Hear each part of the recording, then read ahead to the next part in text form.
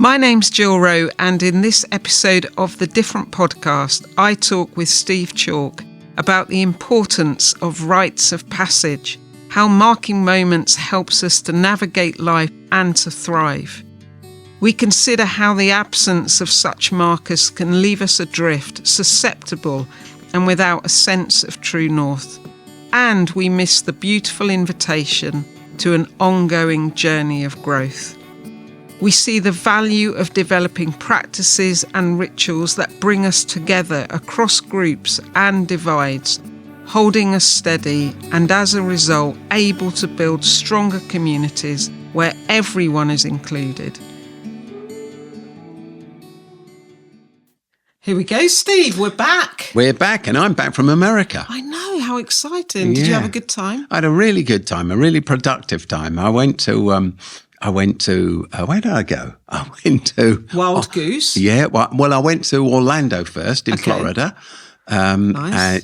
To work with the media company there. Then I went to the Wild Goose Festival, to speak, which is in North Carolina. Wow. And then I went to Pennsylvania. And did I go to Pennsylvania? Yeah. Philadelphia in Pennsylvania. Yeah. And to the university there to do some work with the students and the faculty. And then I went down into the city of Philadelphia, into some of the tougher parts of the city. They have a part of Philadelphia which is called Kensington. Yes, which is the opposite to our Kensington. Of where our royal family live. It's a same name, completely different experience. And you saw our friend Shane Claiborne. I saw our friend Shane Claiborne, who was fantastic and who is fantastic, and we had a great conversation. And out of all of this trip, some great things happened, which I think in future years are going to impact Oasis lots in a good way. Yeah, and we will talk about at some point on another podcast as well. And I haven't seen you since you came round and we celebrated my birthday. I know. That was at the beginning of August. It was. And now it's the beginning of September, a whole month. Yeah. There we go. Been here, been there. Yeah, but it was a great celebration. It was. Your birthday. Yeah. 38, doing great. Anyway, so it's fantastic to be back. We've had a little bit of a summer break, which is lovely. And all the schools have gone back. And it reminded me of when all those years ago when I was a teacher, and we had Ofsted in at the school that I was a teacher in. And it was also Leavers Week. So the year 11 were disappearing off. And back then you used to get a lot of inspectors would come in to do an Ofsted, and they'd be with you for 4 days, 5 days. An army. Yeah. And it was great. It was an opportunity to show what you could do. And I was asked if I would I mind doing the Leavers Assembly? And I was like, yeah, please, I'd love to. And so all the year 11s came in, and there were 5 Ofsted inspectors at the back of the hall. Wow. And I'd had this idea about, this was a really big moment for these young people. And for you, I should think, with 5 inspectors at the back of the hall. 5 inspectors at the back. But my attention was on those young people. And I thought, they've just done 5 years here, and this is a moment to mark. And they're going to go off and do all sorts of different things. Some will go to college, some were going to get jobs, some didn't know what they were going to do. It was just this moment. And I just had this idea, and it's about, it's based on, some of the stories you see in the Old Testament, where when there was a moment or an encounter, what people did was they took stones and they built an altar, not as a sacrifice necessarily, but just to say, there was something that happened here that is worth noting, worth remembering. So I'd given all the young people a stone, and then they came forward and they built this altar thing. And it was quite moving, but it was one of those moments where when you see an Ofsted inspector cry, you're like, this has gone well. This has gone well. But this is an outstanding. This assembly is going to get written into that report, which it did, I think. But it was really powerful just thinking about those rites of passage that we all need to mark those moments. And sometimes I think maybe we aren't that good at this stuff. And maybe that gives rise to some other challenges that we face even as a society today. But you've seen some incredible kind of rites of passage, haven't you? Well, like your birthday, as you said. When we came round, to celebrate your birthday. That is a rite of passage, isn't it? It's an important moment, isn't it? It's it is. like, so that was a great evening. Life is full of rites of passage, which we should take very seriously. So this, well, first of all, you talk about in the Hebrew Bible, what we call the Old Testament, they always putting down stones. The very famous story is about Samuel, who was a big Old Testament hero. And when I was a kid, we used to sing this song called "Here I Raise My Ebenezer," and I never knew what an Ebenezer was. Is. Yeah, I hadn't. Had I got an Ebenezer, and could I raise it? Yeah. Where was it? Where is it? Where did I leave it? But subsequently, I learned it was exactly that. So Samuel placed a big stone, and he said, "This is to mark the fact that until this point, God has been our helper."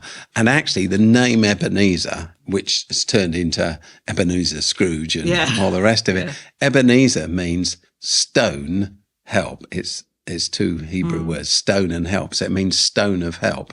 And it's just that. You put that stone there and it reminds you every time you're there. Yeah. It's a way of remembering something wonderful. On my desk at home, I've got two things that have been there for years and years. My kids tell you, I've got an old metal cross that somebody gave me years and years and years. I have no idea where I got it, but it's a kind of brass cross. It's quite big, and I sometimes sit there and it just centers me again on what I believe and how that belief needs to guide my responses to the rather annoying person I'm on the phone to at the time. You see what I mean? So it calls me back. Yeah.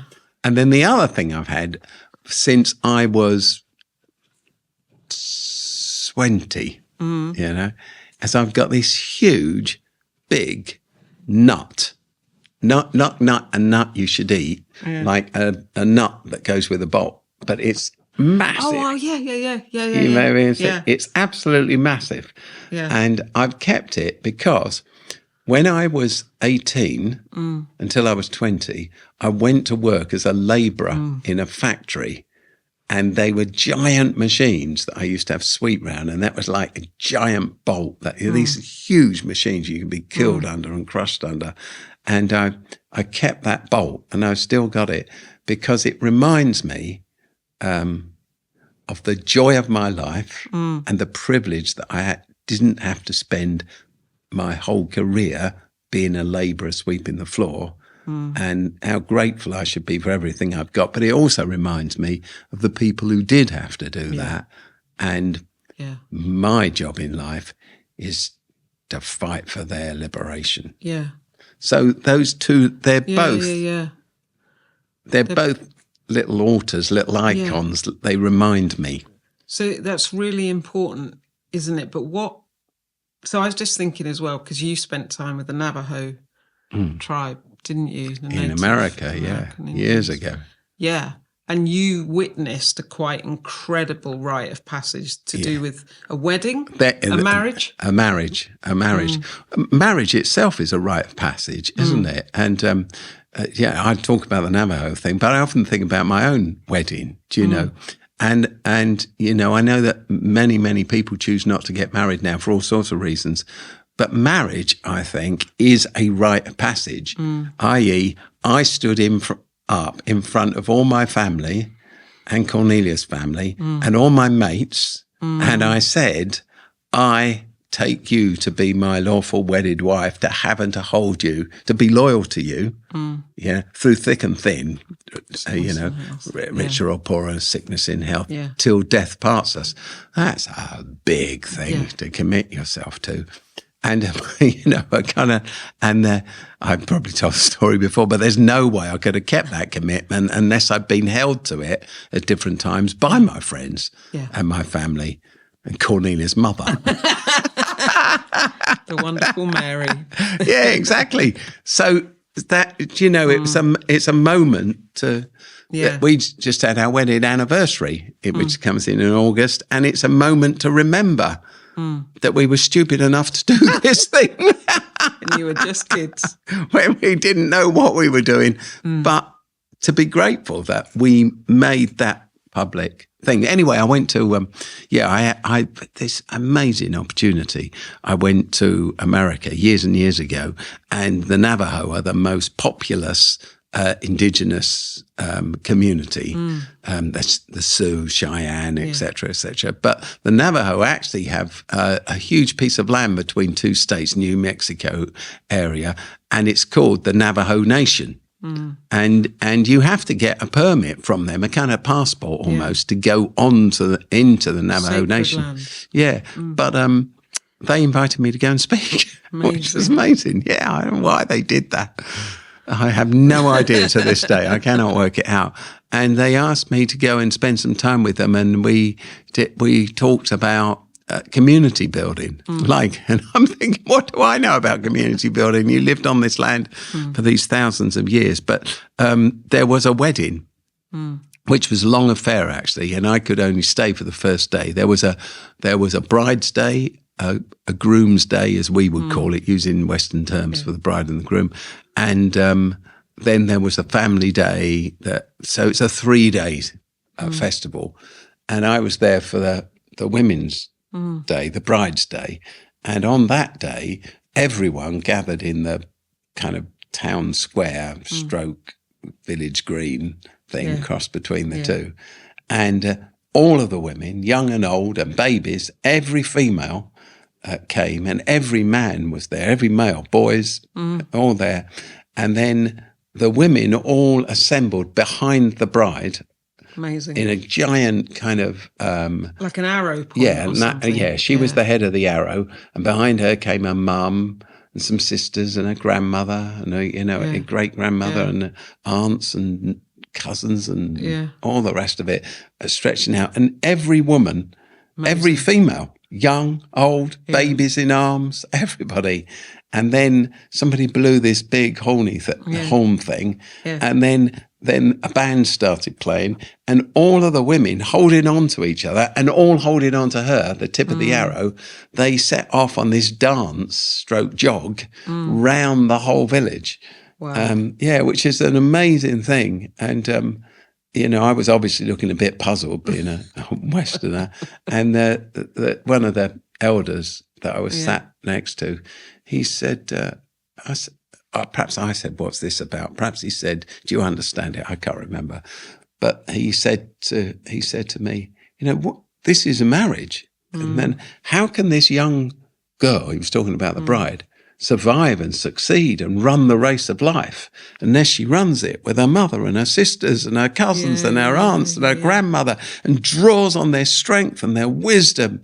And notice how the younger ones are carried by the older ones, and some of the older ones were being carried, were being carried by the younger ones, because we are a community, and this reminds us of that." So that was like a souped up version of what I discovered in those first years of being married to Cornelia, that this was a team effort to keep me in the marriage. So there's something like... and keep Cornelia in it, more importantly. You might think this is a slightly weird link, but I think we struggle in life if we don't experience those kinds of rites of passage. And I think we're not so great at doing those kind of things. So if I think in my own journey, 18, right, well, party and get drunk, right, 21, have a party, get drunk. You're 30, have a party, get drunk. Someone gets married, but the hens will go out. I can vouch for the fact that you didn't get drunk at your party the other month. Or any of those, actually, but ever. It was very nice sparkling water. We had some Prosecco, actually. Yes, we did. Actually, we did, yeah. There is something that is happening in those rites of passage when they are about community and belonging. And I don't know, maybe you think it's a tenuous thing. But no, I think they're really important. And I think there's something that's happening in the moment. Yeah. But that's the bit about the erecting the stone, the Ebenezer. Yeah. Because there's something about the remembrance of those moments, the continual remembrance of those moments. I think people do this in interesting ways. You know, someone will get a tattoo of their mother's name on their forearm, or the date of their brothers and sisters' births, etc. And then they look at their forearm and they remember their mum. Yeah.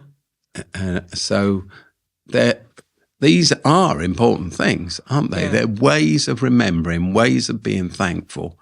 For some people, it can be that I go and sit on this particular bench in a park where I used to sit with my brother or my sister or my grandmother, or where I first had the thought that I would do this. So it's a calling you back to your roots, so that you can go forward again. Yeah.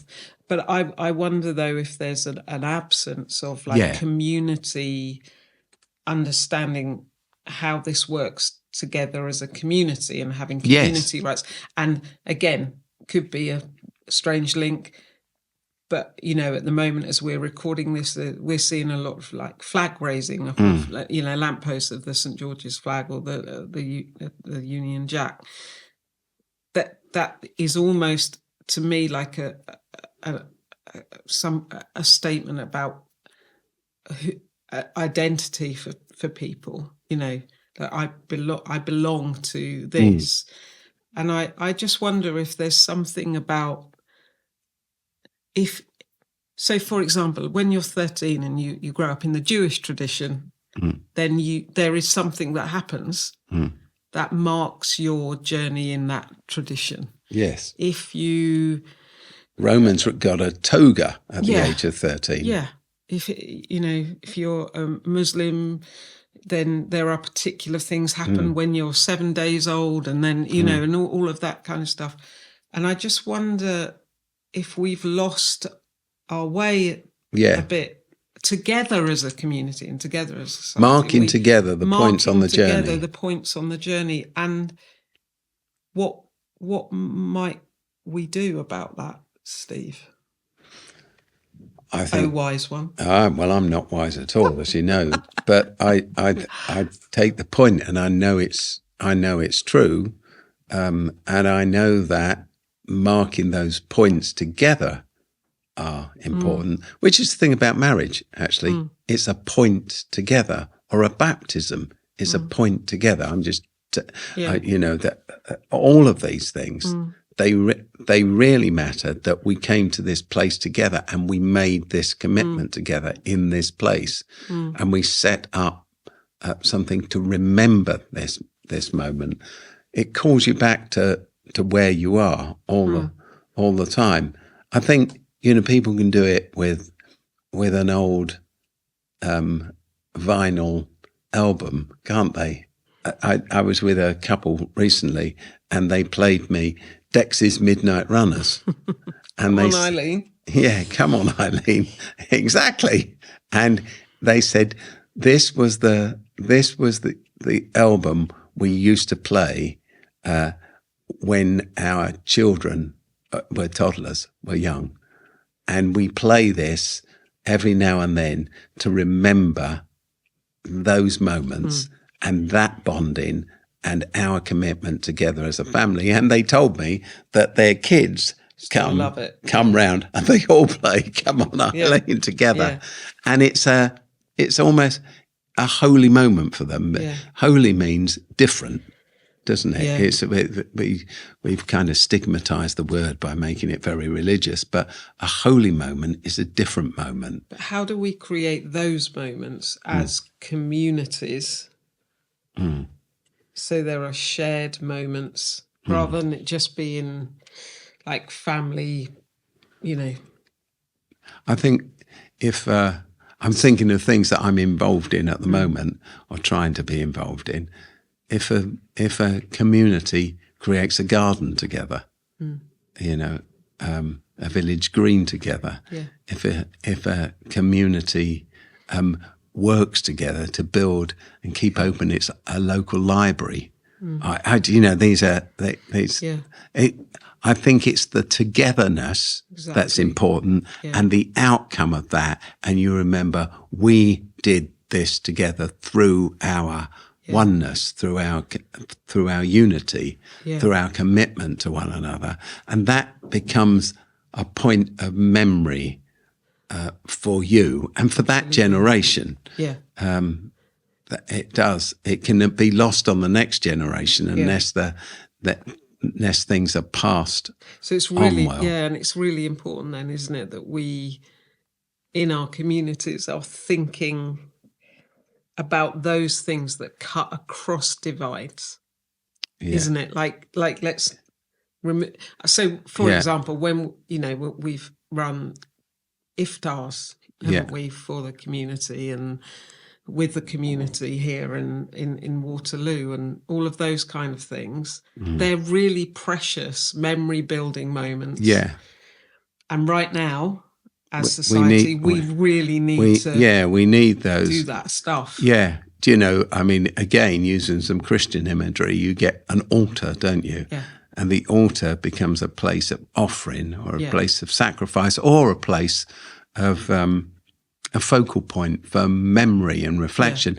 Yeah. There's a debate that's going on at the moment, which you probably know about the Grenfell Tower. Yes. And whether to demolish the Grenfell Tower. And there are people that are saying it's got to be demolished because it will fall down eventually otherwise. You've got to do it safely. And people are saying, no, it can't be demolished because it is a point for us, a place of meditation and of prayer and remembrance. This reminds us, this is the place where our families were lost, where our friends were lost. And so this burnt out building covered in plastic or covered over has actually become a sacred place, a point of memory and remembrance, which gives, strangely, strength to life and community. We are a community bound together, and we're bound together through being robbed of these lives, but that makes us strong together in this moment. Not that we glory in that moment, but we are all here as a community, as one, to remember, and we will not forget. We will move on. Remembrance Day. Yeah. So remembering together, and it's that, when so much, like I've kind of switched off, I have to be honest, of even listening to any news at the moment. I go straight to the Sudoku on The Guardian and everything, because I just can't, it's all so divisive. Yeah. Like it's just hard because we're all like radars to the news, aren't we? And it impacts us in lots of different ways. But we don't have to listen to it. Like, it's helpful to know what's going on, but it's overwhelming at times. And that I personally have found the kind of divisive nature of it very difficult to bear at the moment. But by drawing our attention back to, well, what are the things that we can do that create moments of memory around being together is definitely the way we're going to get out of any mess we're in, isn't it? Yes. Yeah, absolutely. It's quite simple, really. It is quite simple and very difficult at the same time. But we have to do that in order to go forward, don't we? we have to meet together around a place of significance that binds us together. Looking way back into history, totem poles did exactly the same thing. So the totem pole was the place where the totem represented the values of a community, and you gathered around the totem pole and you danced around the totem pole to unite you. There's a load of work done on that by a sociologist called M.R. Durkheim, which is fascinating stuff. But that you breathed into the totem your values, and then you gathered round the totem because it gave you back your values. Together. It reminded you together of all your values, and it held you together for good or bad. Those were the values that you were glued to as a community. That sometimes people do it with a surname, don't they? Yeah. Us Chalks, we've always been a bit of a bunch of muddled people, yes, we need those anchor points as a society, and we need somehow to draw people together across the divides and find unities and starting places, because otherwise we're lost. There's I've always loved that story of, in the Hebrew Bible, the Jacob wrestling with the angel. And there was a great sculpture. It was in the Tate Modern a whole number of years ago by Epstein, of Jacob wrestling with the angel. And there's that line in it, isn't there? I will not go until you've blessed me. And it's such a powerful, like the piece of sculpture is incredible. I absolutely love it. But I think that is part of this time we're in as well, that this is hard, isn't it? It's hard to choose to do these things, but it's absolutely the right thing to create the totems around the values that we stand for, and to be really proud of those values of togetherness and compassion and belonging and all the rest of it. Well, I was going to show you something. I probably can't find it now. Oh, no, I can. It's in my pocket. Right. Here's this. We were talking about Shane earlier on. I went to see, and Shane gave me this. Right. There you go. Do you know what that is? I do know what that is. That is a gun thing for the bullets, isn't it? Yeah, it's a barrel of a gun. Barrel of a gun. And he's turned it into a key ring. And, the truth is he lives in a community which can be very violent. Across America, as I'm sure you know, there are 3 guns for every person. Wow. And he runs this production unit, I suppose you'd call it in the end, that takes guns from the streets and turns them into art. And all sorts of wonderful things, melts them down and turns them into kitchen utensils and garden tools and all the rest of it. And he gave me this. And the reason I put it on my keys is because it becomes a remembrance for me that he and I are bound together in our commitment to do everything within our power to end violence.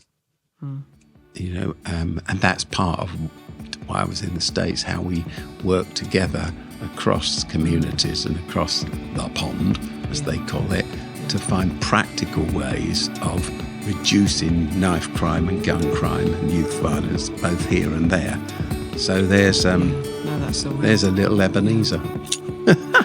Building altars to say we do it differently. We stand for what's different. Thank you, Steve.